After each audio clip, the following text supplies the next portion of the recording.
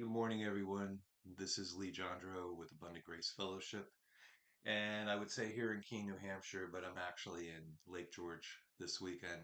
This is the weekend that I take off with my family, and we do a lot of fun things. So our church service is not meeting in person, and we will be regrouping next week, gathering together. I've encouraged the folks that are part of Abundant Grace to take this time to go visit with family, friends, do something cool, take some time, develop a greater relationship with the Father, spend some time just giving contemplation to things. One of the things that I come to Lake George for is to regroup. My wife calls it my happy place. Uh, it's where I find peace, sitting out on the deck with family, being in the screened-in porch with family, friends. I had friends that drove over from New Hampshire this weekend and came to visit. So we had a couple of different couples come over. But this morning, I want to continue on what I've been discussing for the last few weeks. So about 2 months ago, I just felt really strongly that the Lord would have me to talk about honoring others. One of the things that seems to be a lost art is the ability to honor others. Even this morning, I was reading something and I just finally had to just shut it off because I was starting to get caught up in the garbage. I understand that people have had difficult times in their lives. And, just listening to my wife say, I don't know how my husband has come through all the stuff he's come through and still approaches people with grace, uh, because it is grace. So, so I started talking about honoring one another. And then I added to it, I added some more about reconciliation, that you and I are the ministers of of reconciliation here on earth, and we have a responsibility to that. I think it's funny that so many people, I don't think it's funny. I think it's kind of ironic that people want to, in quotes, be closer to the Lord. First, let me just say, I believe you can't be any closer to the Lord than you are today, but I do believe you can build a better relationship. I saw something yesterday, um, and it kind of struck a chord with me that, many people, you know, they don't have that relationship or that fellowship with the Father. They don't spend the time with the Father, but they fellowship with people who talk about the Father. And I don't want to be one of those people who talks about the Father. I want, I do want to talk about the Father, but I want it to come from that place where it, would be seen by others that, as they said about the disciples, that um, they were kind of mocking a little bit. Who are these unlearned men? But they also had to say that they clearly have a relationship with the Father, and that's who I want to be. So I want to continue on and talk about what you and I as believers can do. So as I said, honor is above respect in my world. I've shared on that. I don't really feel like teach. I feel like I just want people's eyes to be open. So this morning, I want our eyes to be open to building each other up. And there's a verse in Thessalonians, 1 Thessalonians 5:11, and it says, "Therefore encourage one another and build each other up, just as you in fact are doing." Encourage one another and build each other up. That word is edification. Build each other up, just as in fact you are doing. See, a lot of people want to be encouraged, but a lot of people don't understand that there's a principle of sorts to sow encouragement into others' lives, to add value. I mean, that's kind of how I see it. We add value. That's why I'm big about honor. That's why I'm very big about, uh, you know, just making people feel like there's a difference. And so some people, they'll say they have a natural grace. I clearly do not have a natural grace. I have the grace that the Lord has endued me with, that He's brought into my life, that allows me to do what I do. And so this verse again, let me read it again. It says, "Therefore encourage one another and build each other up, just as in fact you are doing." And so what it's talking about is the ability to encourage and support th- those that are about us. Oftentimes it only gets talked about the church, and we can begin there, but I think we need to become supportive of people, and I get asked all the time, and I'm not going to spend a lot of time on it today, but you're willing to reach, you're welcome to reach out and have conversation with me. But I think people are like, how can you support someone who's in sin? Um, you have to look for the gold. You have to look for the gold within. Sometimes you have to move a lot of muck and mire to get there. But I believe that there's always that identity uh, that comes about in Christ and is revealed to us somehow, some way. Sometimes it's prophetically. I see somebody and I look into their lives and I see that the Lord is, saying something. It's not just about that, they've suffered or something of that nature, but it reveals something that's in them. Maybe it's a dream that the Lord planted in their lives early, not just to do something, but to be someone. And so this message is the beginning, if you will, of what I'm going to be sharing a lot in the fall on, and it has to do with identity. Um, who are we in Christ? But let me continue on, stay with the encouragement. So it talks about the need in this group of scriptures. It talks about the need for Christians to be ready to mutually encourage one another, edify one another, because there are challenging times. Had friends from the other side of the state in New Hampshire come over, and we're car buffs, and so we met downtown, one night. But then they came over yesterday, um, and we talk about the things of the Lord, you know, and we have these conversations. We talk about what's real, and then last night we had another couple show up with their couple of their kids, and we just hung out. And we need to be encouragers. We need to support people. I don't think you need to support people when they're doing stupid stuff. I'm not saying support those. I've been part of that. Like I was the guy. I was the risk taker in school, and they would go, "Oh, if Lee would do that, I would do it." So I would be like, "Okay, I'll do it." Whatever that risk was. But the ability to encourage one another and to edify and build up and add value to people's lives when times are tough. Times are tough on some levels. I mean, in our country, because I know I have a lot of watchers from other countries and things. Times are tough. Inflation has risen. People are struggling to make ends meet. Had this conversation downtown. We were kind of talking about, are the price of cars going to go down? And that kind of thing. And everybody, there's people who say nothing ever goes down. Um, but we're called to comfort and support one another, and we're to care for one another's spiritual well-being. When I see friends that are going through difficult times or even making bad choices, I try to figure out where can I step into their life. What is it that I can share with them? Bible is very clear about how we bring correction into someone's life. It tells us to be gentle about it. You probably know the verses about the beam and the splinter. Take the beam out of your eye before you try to remove the splinter from another's eyes.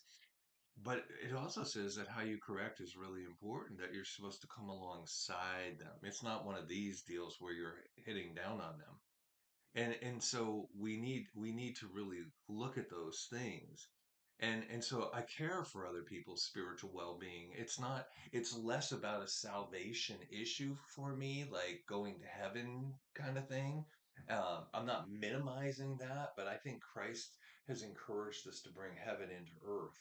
And so that means that, people that are living, when I say they're living below, I mean their life isn't where they, maybe not where they want it to be. Maybe, maybe they suffer addictions, whatever that thing is.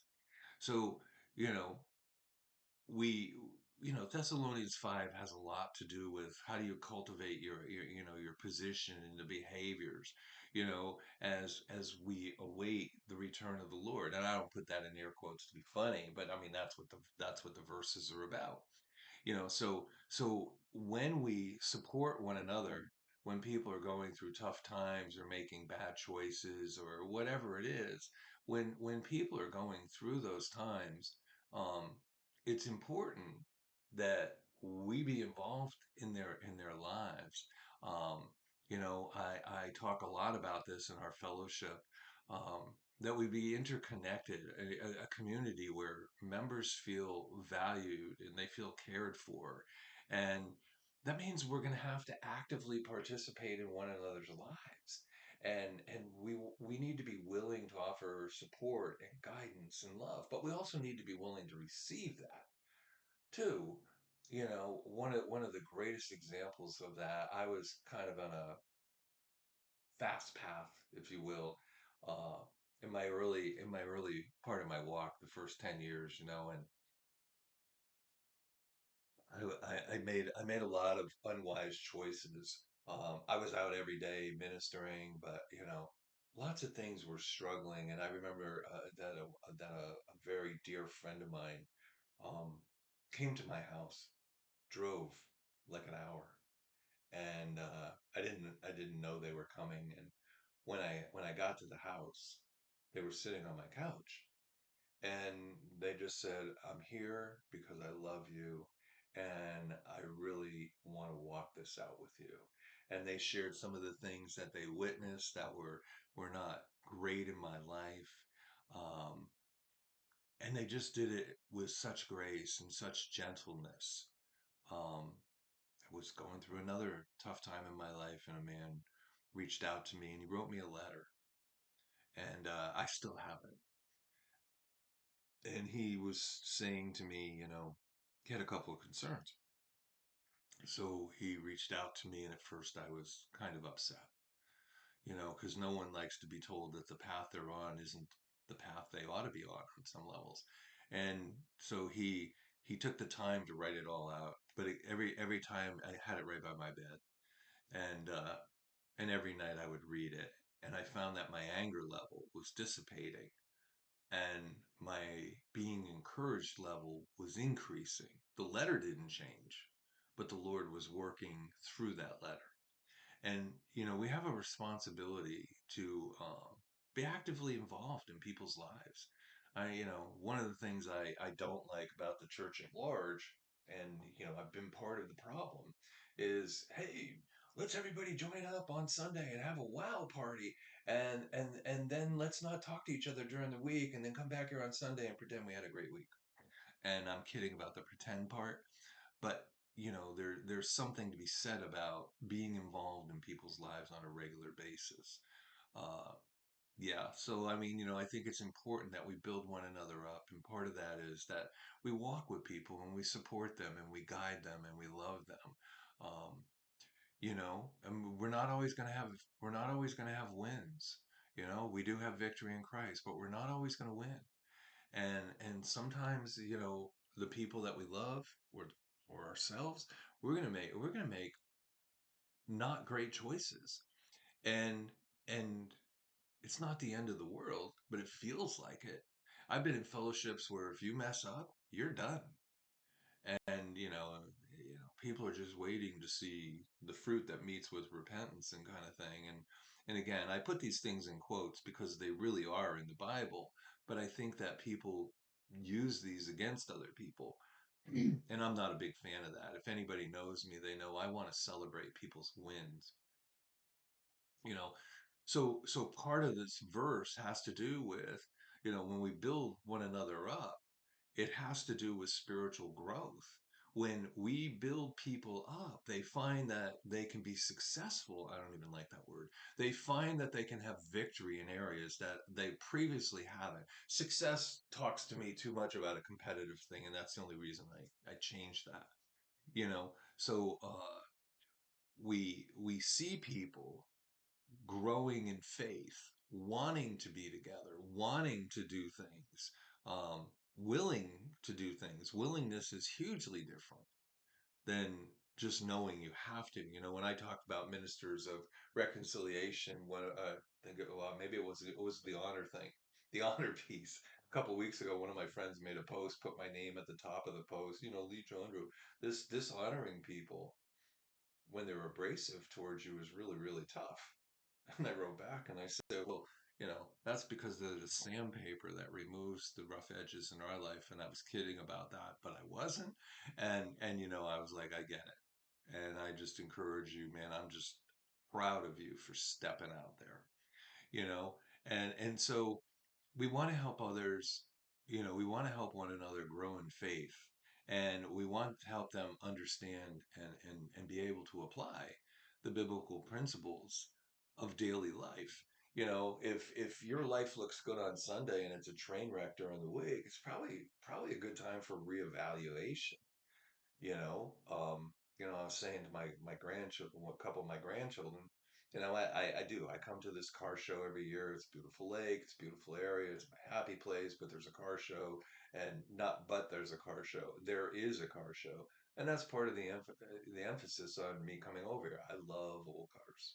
I love all kinds of cars for the most part. um, and one guy did a burnout, spinning his tires, and he lost control. And I said, I don't have a problem with, burning out, but if you don't know how to drive, it's probably not a great idea. And it really is a spiritual principle. I don't mean that the church should hold people back and tell them, well, you're going to have to wait 5 years till you figure it out to park cars in the parking lot. But I do. By the way, I think that's an important thing, because you are the first line of people that people see when they come into the church. Um, where they have parking lots and things. Um, but you know, you got to learn to drive, and not everybody. I didn't grow up in the church. Um, my wife didn't grow up in the church.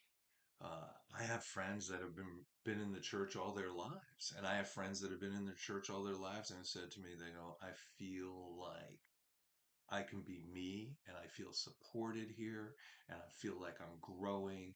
And those are the things that are important to me, that people feel that they can move ahead. So, you know, how do we help people begin to apply these principles? You know, a lot of biblical principles aren't like all or nothing, to be honest. They're just not. And so, we want to encourage people, we want to build them up, because we want to strengthen the bonds, the relationships in their life. And when we build one another up and we strengthen them, my one of my favorite sayings in my life has been for 20 plus years, when the river rises, all the boats float. So, I want the river to rise up in my life, and I want the river to rise up in your life, because when you float, it means I'm floating, and I'm moving. And so we need to create those networks of support, and that's part of the edification thing. Sometimes it means you go pick up groceries for somebody, or you go to the drugstore for them and you pick up a script because they can't drive, they don't drive, they're sick, whatever. I was encouraged to find out that we had somebody who was up at a hospital that's roughly an hour 15 from us, and went to see somebody who's has been part of what we do over the years and is involved in another fellowship. But I was encouraged to find out that they went up there to see this person. Sometimes edifying people takes energy. And so, my heart for Abundant Grace is that we would become a thriving community. I don't mean that we have a million people on Sunday. That would be great. But, if people don't love each other, I'm not the biggest fan, you know? So I want them to support and be part of one another's lives. And so I'm going to give you some practical ways. I think that one of the things that I don't always do is, I talk about concept, or I talk about the reality of something, but I don't always help people with the application. So here one of my ways is to encourage one another, encourage others in my life by sharing words, and I want to speak words of affirmation. I want to talk about kindness and hope in people's lives, and I want to uplift them and strengthen them, to restore them. Somebody not feeling well, many people go to the doctor. I'm not making fun of going to the doctor, but they go to the doctor because they're living beneath a place right now. They need something in their life, whether it be medication care, whatever it is. They need that in their life. And so I look at words of encouragement to be that same thing. A lot of people are going through stressful circumstances, and yes, I get it. A lot of stress in people's lives is caused indirectly by what they do to themselves. But putting that aside, how can I lift you up? How can I bring that to you? People ask me, what is it that you need in your life? I love knowing that people pray for me because I think prayer is super important. I'm going to get to that in a minute. But it's also just about showing up, showing up and just, giving me a hug or whatever it is, and just saying, hey man, I'm thinking about you. So words of encouragement are really important. I didn't grow up in an encouraging household. There's that old song where seldom is heard a discouraging word. Well, that wasn't my household. My household often, no matter how well one of us as kids, I have three siblings. So, no matter what we did, it always seemed like they wanted more out of us. It didn't matter what it was not good enough. And so, you come to the place when you don't feel something's good enough and you just go, you know what, I'm all done with this. I'm not even going to try anymore. I don't want to be that person. I want people to be who they're created to be. The next one has to do with prayer, intercession. So praying for one another is hugely important. When we lift each other up in prayer, we're taking our relationship with the Father and we're demonstrating our love and our care for one another. We're asking God's intervention in their lives. We're bringing blessing into people's lives. So when people tell me they're praying for me, I'm very fortunate. um, I will say this, that like there's a number of people who follow who we are at Abundant Grace Fellowship, and yeah, this cup's good, right? Be kind. I they have all these cool cups where we're staying, um, and they send me words of affirmation. They send me prophetic words and things like that, and I read through them, and I take the time to look at them, and I realize the energy that it takes for them to type out those things and put those things together. So I'm greatly appreciative. So words of affirmation, words of encouragement. um, I'm not talking about fake words, by the way. I want to be very clear about this. I don't like the false encouragement. Hey, everything you do is great. It's not true. And so stop saying that. I mean, you can tell me it's a prophetic word and everything's going to be great in their lives. Yeah, let's encourage people where they're doing well, in the areas they're doing well. Let's undergird those areas, and the areas where they're not doing so well, let's have real conversations with them. You know, so prayer, intercession. Sorry, I got to look down to move this around because I don't usually share this way. Meaning I don't read notes like this. Um, I talked a little bit about what we call acts of service, acts of kindness. What can we do? I found out that my grandchildren went down to one of the grocery stores last night. And there's not many, but they went down there and they were in the grocery store and they were getting the things that they were going to get. And a man came over to them and he said to them, he said, I take care of this woman across the street. And she fell and I can't get her up. And so they looked at each other and, you know, I mean, that does sound like a setup, right? Setup from God in my world, but, in the world that a lot of people live in, and my grandchildren are not displaced from that world. Is this a setup and is something bad going to happen? Is this, like, what are we walking into? But they agreed and they went across the street and, it was at night. And it was probably around 8 o'clock, I think, last night.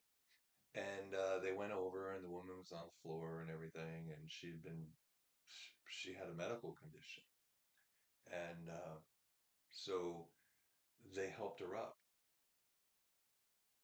They helped her get reseated back into play. And those things come up. What do we do? We live in a world where people are more likely to go, "Oh, look at that garbage that's going on," and take a picture of it rather than participating in helping someone out of their stuff.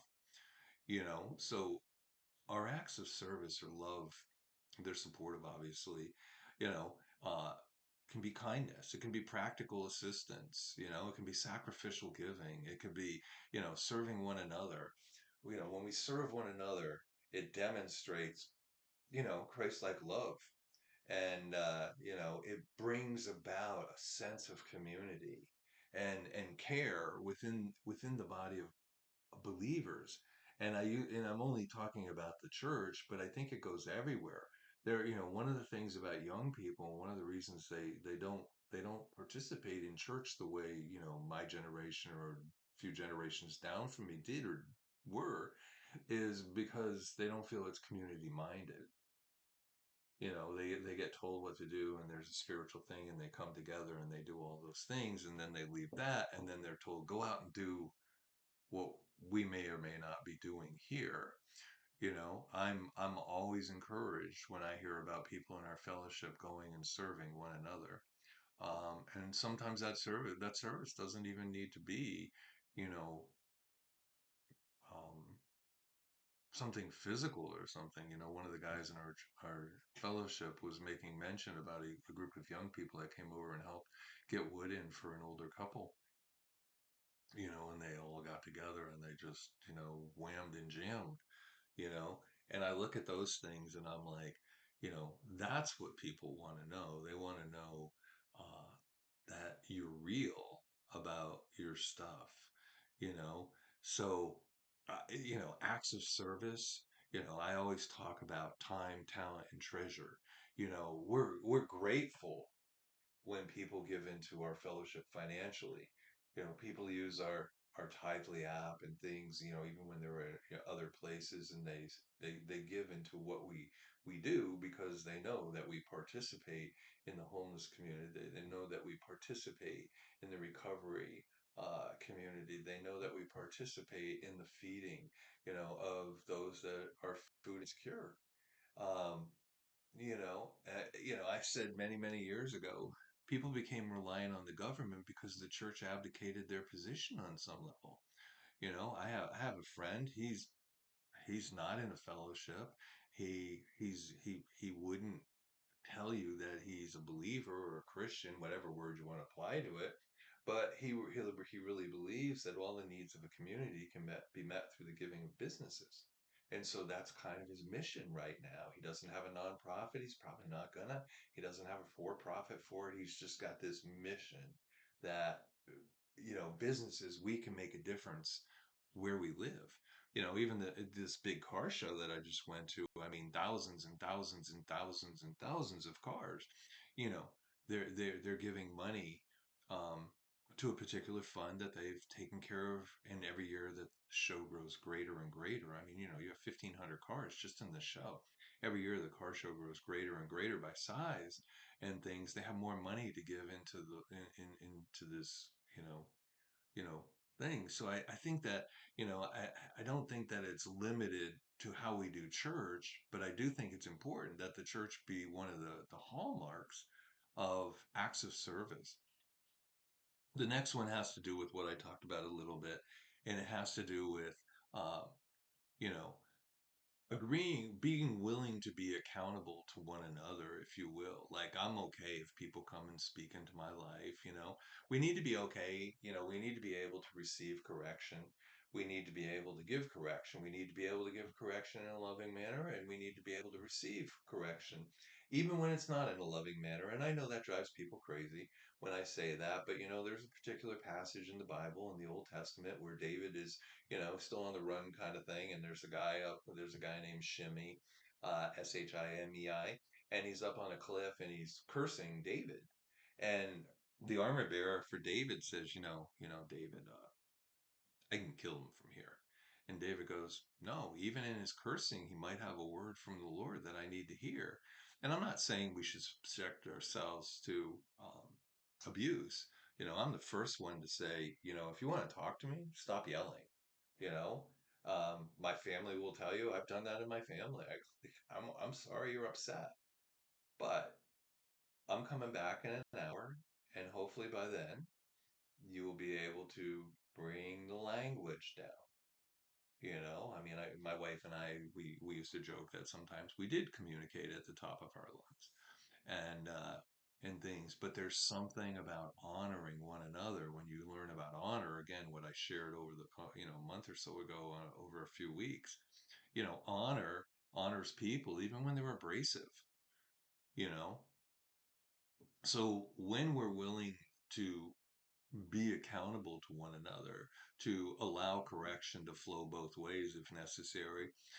We become rooted in love and we become rooted in humility. And these are the signs of spiritual growth and maturity.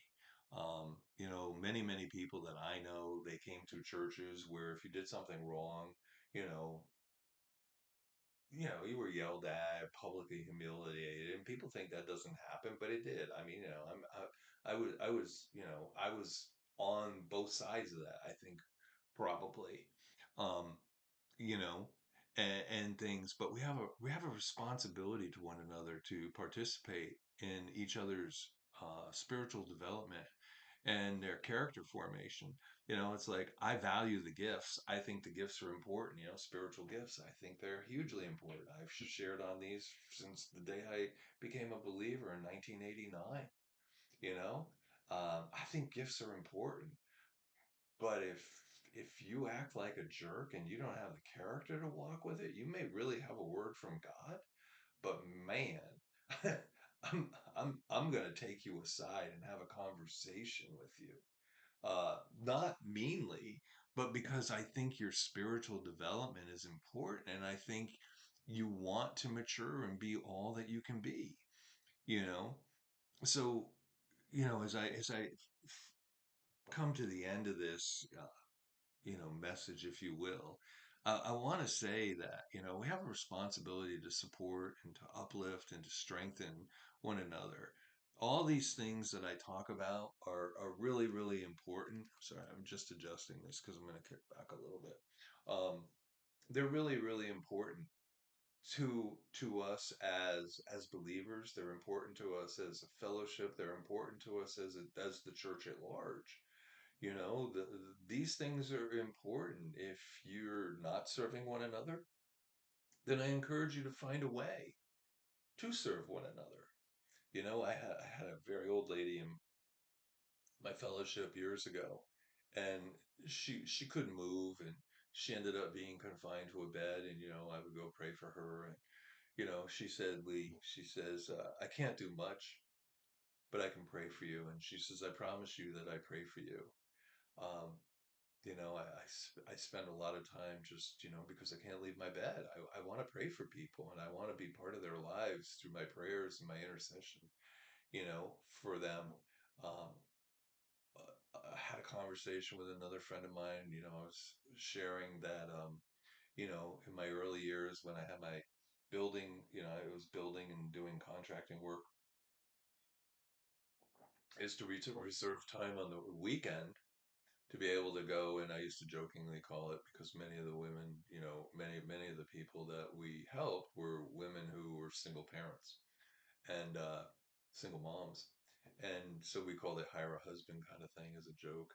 But we would go out, and if they had a sink that didn't work or a toilet that didn't work, rather than calling a plumber or, and sometimes finances didn't even allow them to call in a plumber, or a contractor, we would just go and do it, you know.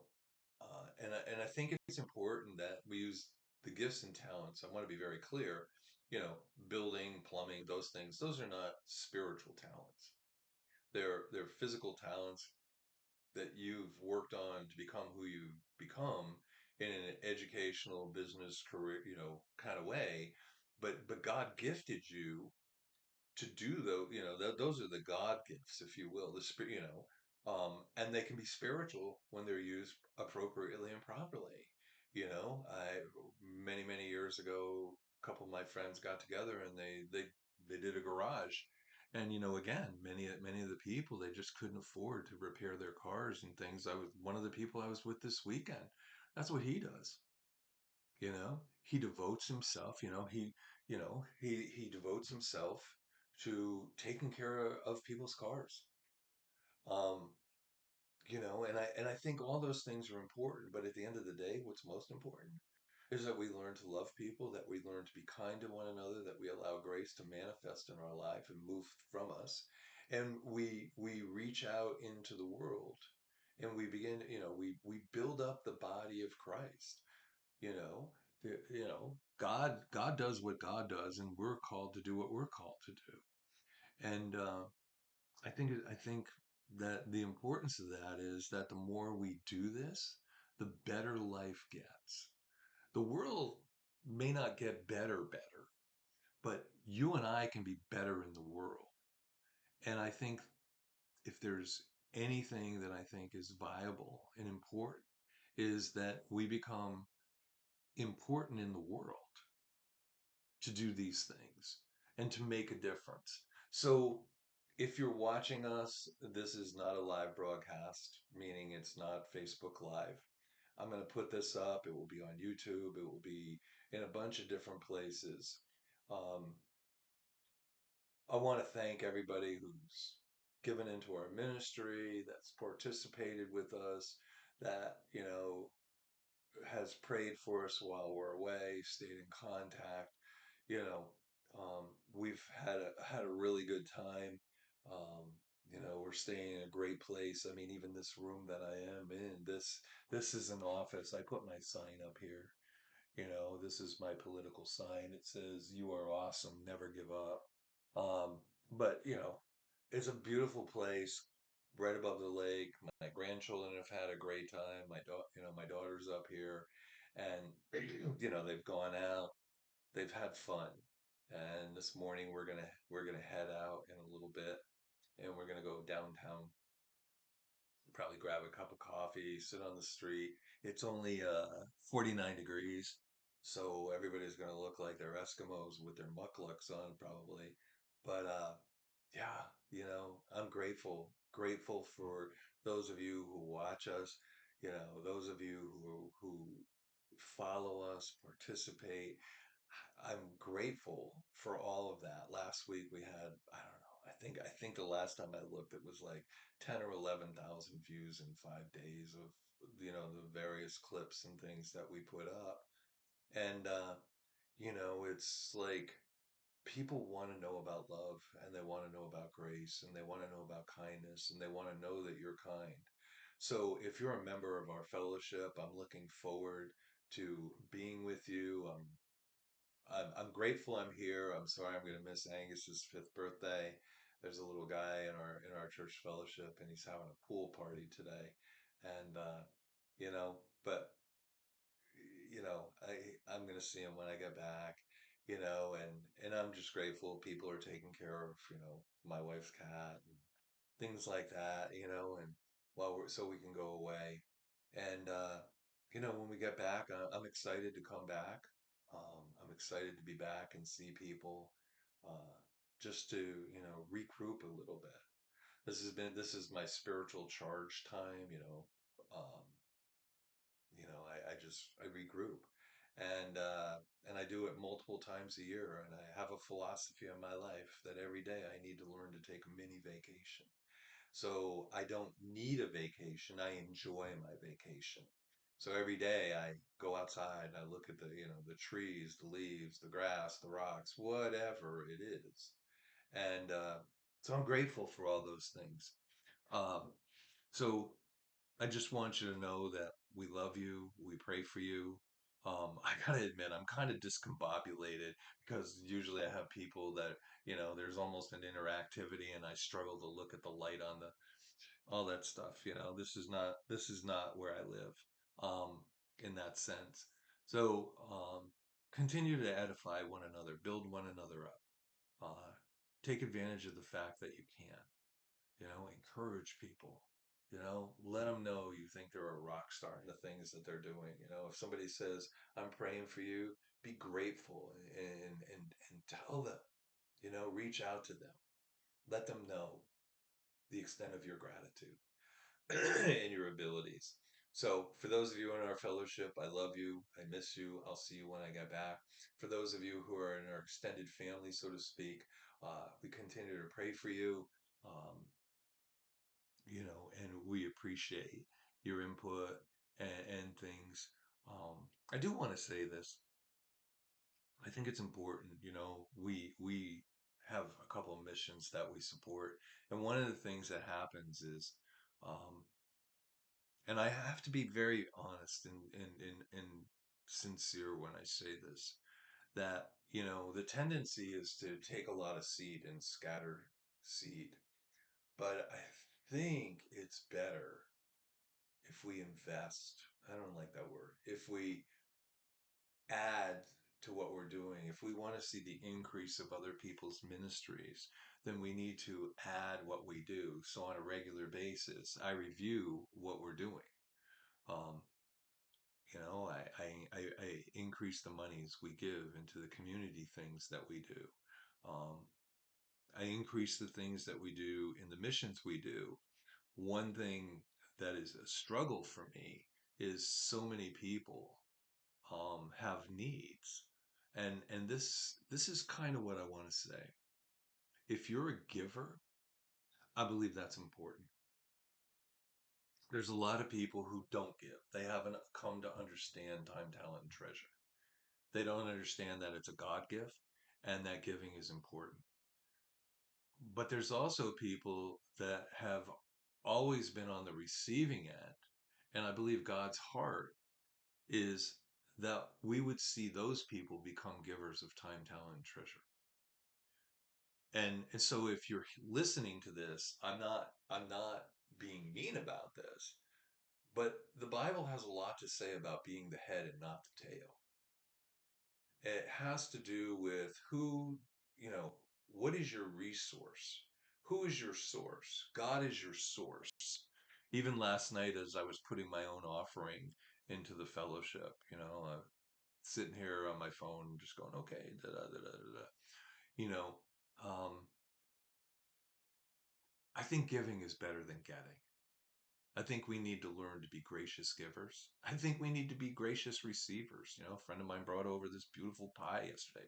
Another friend walked in with a couple of bottles of wine last night to bless Tina and I, and they had Italian cookies that came from this Italian bakery.